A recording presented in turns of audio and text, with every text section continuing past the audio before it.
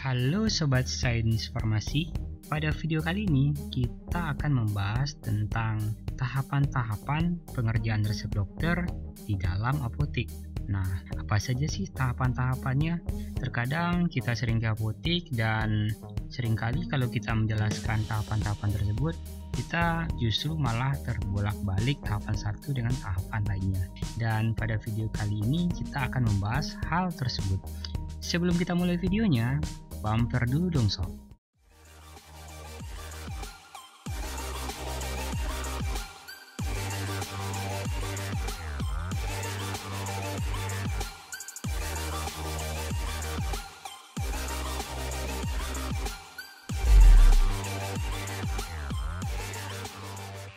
Oke Sobat Sains Farmasi, secara umum tahapan-tahapan pengerjaan resep dokter di dalam sebuah apotek adalah sebagai berikut. Nah, di sini saya mencatat ada 7 tahapan yang perlu diperhatikan. Yang pertama adalah pemeriksaan kelengkapan resep. Nah, dalam hal ini resep yang dibawa oleh pasien ke apotek dan diserahkan kepada farmasis. Dalam hal ini ya sobat ya, kita wajib memeriksa kelengkapan daripada resep tersebut. Nah, kelengkapan resep ini kita sudah pernah membahas pada yang lalu terkait dengan screening resep. Dan di screening resep itu ada 10 ya sobat ya. Ada 10 hal yang perlu kita perhatikan di dalam screening resep ini. Artinya 10 hal yang perlu kita perhatikan dalam pengkajian resep ini. Di antaranya itu kita flashback kembali, ada dokter, nomor izin praktek, tempat tanggal, bulan dan tahun penulisan resep, tanda R, nama obat dan bahan dan kadarnya harus jelas, banyaknya obat ataupun bentuk sediaan obat harus jelas, aturan pakai harus ada, harus jelas, terus lagi nama pasien harus ada, usia pasien harus jelas, dan tanda tangan kepada dokter yang bersangkutan pun juga harus ada. Oke, yang kedua ataupun tahapan yang kedua yakninya adalah pemberian harga. Nah, harga ini penting diberitahukan kepada pasien. Ya, mana tahu pasiennya nggak bawa uang ya sobat ya, ataupun pasiennya bawa uang tapi uangnya nggak cukup, ataupun ya seperti yang kita ketahui harga sebuah obat kadang-kadang bisa mahal banget, kadang bisa terlalu murah gitu ya sobat ya. Dan dalam hal ini harganya tidak bisa mungkin harga antara apotek satu dan apotek lainnya mungkin akan berbeda gitu ya sobat ya. Mungkin itu bisa disebabkan oleh jenis obat, satu yang brandnya branded banget gitu ya sobat ya, branded premium, yang satu lagi mungkin branded yang biasa aja gitu ya, ataupun dalam hal ini memang paten inovator dan patennya yang mitu lagi ya sobat ya, atau merek dagangnya mitu. Terus lagi pemberian harga ini wajib diberi pasien agar pasien bisa menyiapkan keuangannya. Kalau misalnya nggak cukup gitu ya uangnya, pasien boleh kok kita tawarkan untuk membuat kopi resep. Artinya resep tersebut diambil separuhnya aja dulu. Oke, yang ketiga, penyerahan resep ke kasir untuk dilakukan pembayaran.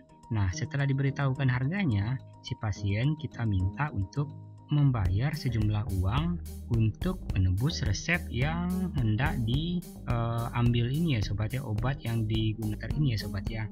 Dan dalam hal ini juga terkait dengan kopi resep. Jika obat tadi diambil separuhnya saja, maka pasien tadi harus kita serahkan resep dokternya atau kopi resepnya gitu ya sobat ya.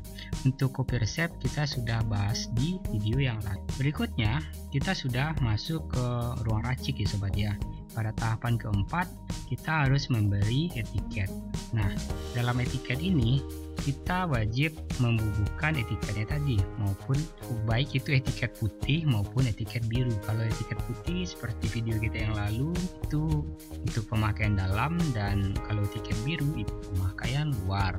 Terus lagi nomor 5, kita wajib mempersiapkan obat-obat yang dibutuhkan, diracik dan dikemas. Nah, dalam hal ini nomor 4 dan nomor 5 ini seringkali terbolak-balik ya sobat ya. Dan kami sarankan di sini agar terlebih dahulu untuk memberikan etiket etiket terlebih dahulu. Berikutnya baru kita melakukan pengambilan obat yang dibutuhkan, dan berikutnya etiket bisa ditempelkan ke obatnya ataupun disatukan ke obatnya. Dan langkah ke-6, penyerahan obat kepada pasien.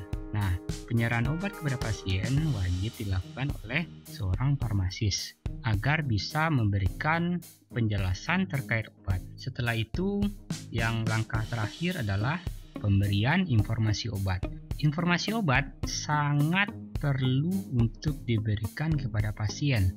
Di sini informasi obat tidak hanya terkait indikasi, efek samping, dan semua hal terkait obat, namun kita juga harus bisa melayani pertanyaan-pertanyaan ataupun menjawab pertanyaan daripada pasien terkait obat yang dikonsumsi oleh pasien tersebut.